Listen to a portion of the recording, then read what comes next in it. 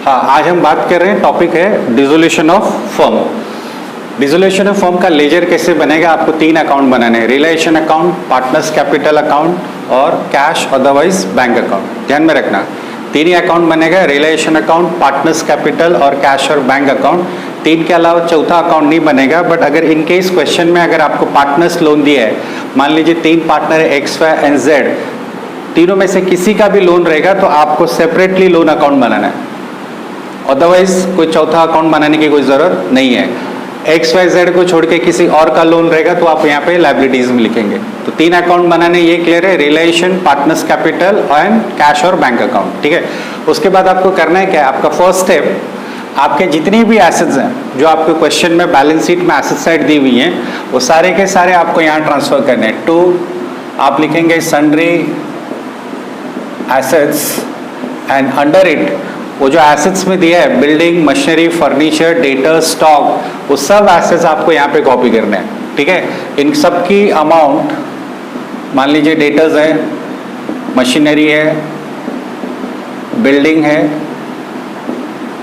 Stock है, इन सब का अमाउंट फर्स्ट कॉलम में लिखना है और इनकी एडिशन करके आप यहाँ लिखेंगे। ठीक है, डेटर्स का आपको ग्रॉस वैल्यू लिखना है, डेटर्स का आपको ग्रॉस वैल्यू लिखना है। ग्रॉस वैल्यू मतलब आरडीडी से पहले का अमाउंट। मान लीजिए डेटर्स 1 लाख दिया है और उसके नीचे लेस आरडीडी 5000 दिया है। बैलेंस शीट उनका जो क्वेश्चन है उसमें डेटर्स 1 लाख दिया है, उसके नीचे लेस आरडीडी 5000 दिया है और आउटर कॉलम में 95,000 दिया है। तो आप डेटर्स यहाँ पे 1 लाख लिखेंगे, आरडीडी से पहले का अमाउंट, और 5000 आरडीडी आपको क्रेडिट साइड लिखना है। जो भी आरडीडी का अमाउंट रहेगा वो रिलेशन अकाउंट में क्रेडिट साइड लिखना है। तो फर्स्ट थिंग क्लियर हो गया आपके क्वेश्चन में बैलेंस शीट में एसेट साइड जितने भी एसेट्स दिए हैं कैश और बैंक छोड़ के, वो सारे एसेट्स आपको यहाँ लिखने हैं, सेम वैल्यूज, और इनका टोटल करके सेकेंड कॉलम में आएगा। लायबिलिटीज आप क्रेडिट साइड लिखेंगे, ये बीच में लाइन ड्रॉ की है, बाय सन्ड्री लायबिलिटीज, इसके under creditors, bills payable, bank overdraft, bank loan, जितनी भी लायबिलिटीज हैं वो आप लिखेंगे और इनका टोटल सेकेंड कॉलम में। ठीक है, फर्स्ट कॉलम में आप इनको लिखेंगे और इनकी एडिशन करके आपको सेकेंड कॉलम में लिखना है। आरडीडी इनके ऊपर लिख देना अगर रहेगा क्वेश्चन में। तो ये होने के बाद एसेट्स लिख दिया, लायबिलिटीज लिख दिया, capital account, partners capital, balance sheet में लायबिलिटी साइड बैलेंस दिया रहता है तो आप उसको पार्टनर्स कैपिटल में लिखेंगे, credit side by balance brought down, x का अमाउंट एक्स के कॉलम में, वाई का अमाउंट वाई के कॉलम में, और तीसरा पार्टनर है तो उसका भी कॉलम बनेगा एक्स वाई जेड और उसका अमाउंट उसके कॉलम में। ठीक है, बैलेंस ब्रॉट डाउन आपको कहाँ से मिलेगा? बैलेंस शीट में लायबिलिटी साइड एक्स और वाई का अमाउंट दिया रहेगा, वो आपको लिखना है। कैपिटल अकाउंट एक्स वाई ऐसे दिया रहेगा क्वेश्चन में, वो आपको यहाँ लिखना है। फिर उसके बाद इनकेस अगर आपको जनरल रिजर्व दिया है तो आप जनरल रिजर्व भी यहीं पे लिखेंगे और जनरल रिजर्व दोनों पार्टनर्स में डिवाइड होगा इन दियर प्रॉफिट शेयरिंग रेशियो। ठीक है, अगर प्रॉफिट एंड लॉस है तो प्रॉफिट एंड लॉस भी आपको यहीं पे लिखना है। प्रॉफिट एंड लॉस अगर लायबिलिटी साइड है तो आप यहां पे लिखोगे, और अगर एसेट साइड है तो डेबिट में आएगा। ठीक है, और इनके रेशियो में डिवाइड होगा। प्रॉफिट एंड लॉस अगर लायबिलिटी साइड है तो क्रेडिट साइड आएगा। प्रॉफिट एंड लॉस अगर बैलेंस शीट में क्वेश्चन में एसेट साइड दिया है तो आप डेबिट में लिखोगे। ये क्लियर हो गया। जनरल रिजर्व हमेशा लायबिलिटी में रहेगा, वो एसेट साइड कभी नहीं आ सकता है। इतना होने के बाद कैश अकाउंट का बैलेंस जो कि आपने बाकी एसेट्स के साथ नहीं लिखा, वो आपको कैश अकाउंट में लिखना है, debit side.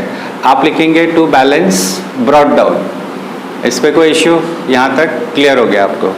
Then the next, सारी बैलेंस शीट आपने कॉपी कर ली, एसेट्स रिलेशन में डेबिट साइड ट्रांसफर किए, लायबिलिटीज रिलेशन में क्रेडिट साइड ट्रांसफर की, कैपिटल बैलेंस कैपिटल अकाउंट में लिखा, जनरल रिजर्व अगर दिया है तो दोनों पार्टनर्स में डिवाइड होगा, और बैंक अकाउंट का बैलेंस यहाँ लिखा आपने। ये होने के बाद आप नीचे एडजस्टमेंट रेडी करेंगे। एडजस्टमेंट में ये दिया रहेगा कि assets were sold so and so price पे, एसेट्स वेयर रियलाइज, मशीनरी बेचा, स्टॉक बेचा। तो अभी तक आप जो बैलेंस शीट से कॉपी कर रहे थे उनकी सबकी सिंगल इफेक्ट हो रही थी, बट अब जो एडजस्टमेंट से आएंगे उनकी डबल इफेक्ट आएगी। पहला एडजस्टमेंट है, मान लीजिए assets realise so and so, तो आप रियलाइजेशन अकाउंट को क्रेडिट करेंगे, एसेट्स बेचा आपने, एसेट्स गोज आउट, तो रियलाइजेशन अकाउंट में क्रेडिट साइड आएगा बाय बैंक अकाउंट। ठीक है, एसेट्स एंड लायबिलिटीज के लिए आपने ये रियलाइजेशन अकाउंट बनाया। तो यहाँ पे आप लिखेंगे जो प्राइस में आपने बेचा है, मशीनरी बेची आपने बिल्डिंग बेची, आपको डेटर से जो अमाउंट आई है, ये सब आपको एडजस्टमेंट में दिया रहेगा। ये आपको फर्स्ट कॉलम में लिखनी है और इनकी टोटल करके आपको सेकंड कॉलम में लिखना है। और इसका सेकंड इफेक्ट एडजस्टमेंट है तो दो इफेक्ट होगा ही होगा, रिलेशन, बैंक और कैपिटल, ये तीन ही अकाउंट में आएगा। आपने बेचा है तो बैंक अकाउंट में आएगा, रिलेशन में आपने बैंक लिखा है तो बैंक में आप क्या लिखेंगे, टू रिलेशन अकाउंट। ठीक है, दो इफेक्ट है। बैंक अकाउंट इसलिए लिखा क्योंकि एसेट्स बेचे, आपको पैसे मिले, तो रिलेशन अकाउंट में क्रेडिट साइड बाय बैंक लिखा और बैंक अकाउंट में डेबिट साइड आप लिखेंगे to relation. Then the next is, कभी कभी ऐसे भी हो सकता है कि कोई एसेट्स पार्टनर ने टेक ओवर की हो। यहाँ पे मान लीजिए स्टॉक किसी पार्टनर ने ले लिया, मान लीजिए एक्स ने ले लिया, तो assets goes out, asset sale किया तो भी एसेट्स गया, रिलेशन में क्रेडिट किया। अब पार्टनर ने लिया तो भी एसेट्स तो बिजनेस से गई, तो आप यहाँ लिखोगे बाय एक्स कैपिटल और ब्रैकेट में आप जो एसेट्स उसने टेक ओवर किया, अगर स्टॉक टेक ओवर किया तो स्टॉक, फर्नीचर रहेगा तो फर्नीचर। अच्छा, अब इसकी सेकेंड इफेक्ट बैंक में नहीं जाएगी, पैसे नहीं मिल रहे हैं, इसकी सेकेंड इफेक्ट ऑब्वियसली रिलेशन में क्रेडिट है तो सेकेंड इफेक्ट डेबिट में जाएगी। आप यहाँ लिखोगे टू रिलेशन अकाउंट और एक्स के कॉलम में आप लिखेंगे debit side, realisation account x के कॉलम में डेबिट साइड। ठीक है, एक इफेक्ट क्रेडिट है तो दूसरा डेबिट ही होगा, दोनों डेबिट या दोनों क्रेडिट कभी पॉसिबल नहीं है, एक क्रेडिट है तो दूसरा डेबिट होगा। तो ये हो गया। इसके बाद ये लायबिलिटीज आप पे करेंगे तो आप यहाँ पे लिखोगे डेबिट साइड, एसेट सेल किया तो क्रेडिट साइड लिखा, लायबिलिटीज पे किए तो डेबिट साइड आएगा। टू बैंक अकाउंट, उन्होंने जो लायबिलिटीज का अमाउंट आपको दिया है वो आप लिखेंगे। इनकेस क्वेश्चन अगर साइलेंट है आपका, कौन सी लायबिलिटीज कितना पे किया ऐसा मेंशन नहीं किया, तो आपका ये एजम्पशन रहेगा कि लायबिलिटीज का जो अमाउंट है सेम अमाउंट आपने पे किया है। आप क्रेडिटर्स का अमाउंट लिखोगे, देन बिल्स पेबल का अमाउंट लिखोगे और क्वेश्चन में आगे दिया रहेगा कि realisation expenses were this much, तो आप वो भी लिखना है आपको। तो रिलेशन एक्सपेंसेस और इनका टोटल करके सेकेंड कॉलम। इसकी सेकेंड इफेक्ट, रिलेशन में आपने बैंक लिखा है तो बैंक अकाउंट में क्रेडिट साइड आएगा बाय रिलेशन, पैसे गए आपके, आपको अमाउंट लिखनी है। ठीक है, सो दिस वे आपका रिलेशन डिसोल्यूशन के 3 अकाउंट कंप्लीट हो गए। अब आपका टोटलिंग पार्ट बाकी है।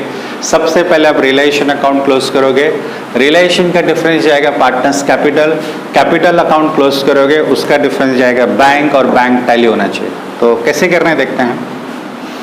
सबसे पहले आप रिलेशन अकाउंट की टोटल करोगे,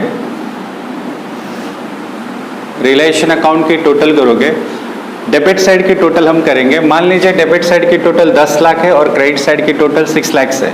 debit side total is 10 lakhs and credit side total is 6 lakhs. So there is a difference of 4 lakhs and credit side is short. 4 lakh का डिफरेंस, ये मैं अज्यूम करके बता रहा हूँ। तो जो भी डिफरेंस आएगी यहाँ क्रेडिट साइड आएगी और यहाँ से दोनों पार्टनर्स में जाएगी यहाँ पे। तो आप यहाँ लिखोगे बाय पार्टनर्स कैपिटल और ये जो भी डिफरेंस होगी एक्स और वाई में डिवाइड होगी, उनकी जो भी प्रोपोर्शन रहेगी एक्स और वाई में डिवाइड होगी, उनका जो भी रेशियो रहेगा और यहाँ से डेबिट साइड जाएगा। इनकेस अगर ये साइड ज़्यादा आ गई, क्रेडिट साइड ज़्यादा आ गई, तो डिफरेंस आप यहाँ लिखेंगे, डिफरेंस आप यहाँ लिखोगे और इसकी सेकेंड इफेक्ट जाएगी क्रेडिट साइड। यहाँ पे जो भी साइड डिफरेंस रहेगी उसका अपोजिट यहाँ लिखना है। तो मान लीजिए यहाँ से जाएगी, तो यहाँ से टू रिलेशन और इनके कॉलम में अगर ये साइड ज़्यादा आ गई तो आप यहाँ लिखेंगे बाय रिलेशन और दोनों पार्टनर्स में डिवाइड होगा। रिलेशन क्लोज हो गया, उसके बाद अब आप पार्टनर्स कैपिटल क्लोज करोगे। ये टोटल हमेशा ज़्यादा रहेगी, मोस्टली वही ज़्यादा रहेगी। ये टोटल अगर ज़्यादा है तो आप डिफरेंस यहाँ लिखोगे, आप लिखोगे to bank. Balance carried down मत लिखना क्योंकि फॉर्म डिसॉल्व हो गया है, कंटिन्यू नहीं कर रहे हैं। जो बैलेंस आप लिखेंगे डिसॉल्व हो गया, बंद करना है, तो आप क्या लिखेंगे टू बैंक अकाउंट, ये अमाउंट आएगा आपके। ओके, इसके बाद ये डिफरेंस यहाँ से यहाँ जाएगा बाय एक्स कैपिटल और बाय वाइस कैपिटल और आपका बैंक अकाउंट टैली होना चाहिए। एक्स कैपिटल और वाइस कैपिटल, और बाद में अगर आप इनकी टोटल करेंगे तो आपका बैंक अकाउंट टैली होना चाहिए। अगर पार्टनर्स कैपिटल क्लोज करते हो, अगर आपका किसी पार्टनर का डेबिट साइड ज़्यादा आ गया तो डिफरेंस यहाँ आएगी। अब यहाँ लिखोगे बैंक अकाउंट और इसकी सेकेंड इफेक्ट यहाँ आएंगे, ठीक है। सो तो आज का जो मैंने आपको बताया वो आपको समझा होगा। Okay, thank you.